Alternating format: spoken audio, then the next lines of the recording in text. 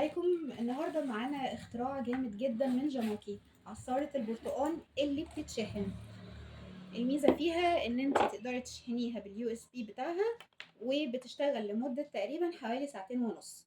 هي المفروض ان هي 45 واط وما بتبذليش فيها اي مجهود من اي نوع خالص. اللي بيحصل ان انا بحط البرتقال من هنا واقفل عليها وابدأ اشغلها بزرار الباور من هنا.